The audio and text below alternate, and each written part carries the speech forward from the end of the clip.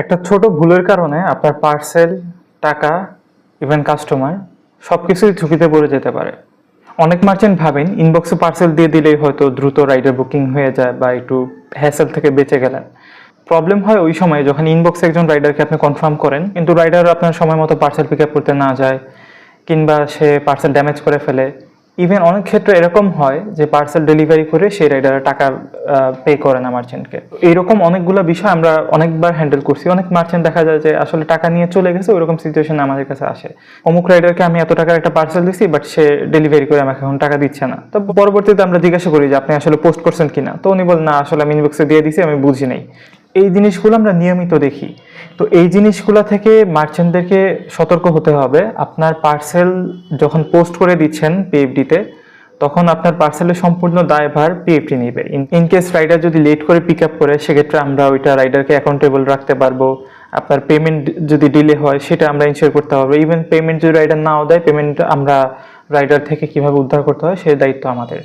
পাশাপাশি হচ্ছে আপনার পার্সেল যদি ড্যামেজ হয় সেটারও আমরা ব্যাকআপ দিতে পারবো। তো ইনবক্সে পার্সেল দিয়ে আমরা আসলে ওটা কোনো দায়ভার নিতে পারি না, কারণ এটা আমাদের অফিসিয়াল ট্র্যাকিং এর ভিতরে থাকে না। আপনি ইনবক্সে একজনকে দিয়ে দিলেন, আপনি পার্সেল দেওয়ার পর আমাকে হঠাৎ করে এসে বললেন যে অমুককে আমি এত টাকার একটা পার্সেল দিছি, অথচ আমাদের এখানে কোনো পোস্ট নাই, কিংবা মানে আমরা জানিও না আসলে। তো এরকম দাবি তো অনেকেই করতে পারে, এটাকে সত্য না মিথ্যা এটা তো আমরা বলতে পারবো না। এটা একটা ব্যাপার। আর যখন একটা পার্সেল ইনবক্সে যায়, তখন দেখা যায় ওইটা আপনার আর রাইডারের মধ্যে ব্যক্তিগত ব্যাপার হয়ে যায়। ওই ক্ষেত্রে আমাদের ইন্টারফারেন্স হয় না। ইনকেস যদি কোনো রাইডার ইনবক্সে কাজ করে, ওই সব রাইডারকে আমরা বাদ দিয়ে দিই পিএফডি থেকে। তো ইনবক্সে পার্সেল দিলে কি কি প্রবলেম হয় সেগুলো আপনাদেরকে বললাম। আরেকটা বিষয় অ্যাড করে রাখি, অনেকে হয়তো বলতে পারেন যে ঠিক আছে ওইগুলো হইলো না, রাইডার খুবই ভালো, আমার টাকা দিয়ে দিতেছে। বাট এরকম হয় অনেক দিন কাজ করার পর একটা বড় অ্যামাউন্টের টাকা নিয়ে এরকম চলে যায়, এরকম ঘটনা আমাদের কাছে অনেকগুলো আছে। তো সবাইকে বলবো যে এখান থেকে সতর্ক থাকেন।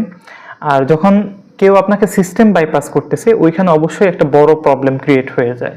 আরো কিছু ক্ষতিকর দিক আছে, সেগুলো আপনাদেরকে বলি। একটা ব্যাপার হচ্ছে আপনি যখন কন্টিনিউয়াসলি ইনবক্সে পার্সেল দেন, যে রাইডাররা নেয় দূরের পার্সেল, দেখবেন ইনবক্সে যারা পার্সেল নেয় দূরের পার্সেলগুলো অ্যাভয়েড করে, বলে আমার কাজ আছে বা এরকম কিছু।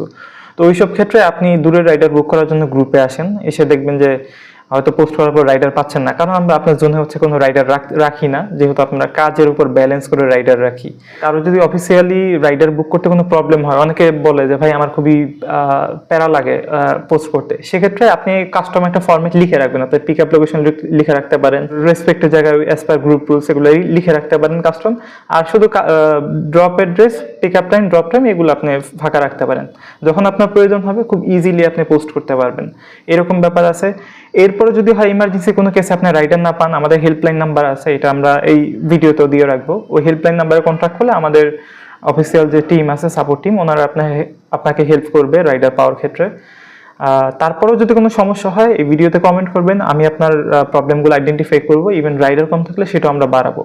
তো আমরা সবাইকে অনুরোধ করবো আপনারা ইনবক্সে পার্সেল দেওয়া বন্ধ করুন। আপনাদের সেফটি সিকিউরিটির জন্য এটা সবচেয়ে বেশি জরুরি।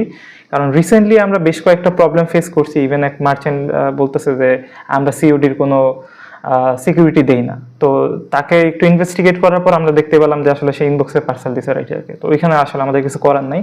তো অ্যাওয়ারনেসের জন্য আমরা এই ভিডিওটা আজকে করা। আশা করি আপনারা খুব গুরুত্ব সহকারে ব্যাপারটা নেবেন। আর কোনো প্রবলেম হলে অবশ্যই আমাদেরকে ইনফর্ম করবেন। আমাদের হেল্পলাইন নাম্বার আছে, আমরা অ্যাভেলেবেল আছি সর্বক্ষেত্রে আপনাদের সহযোগিতার জন্য।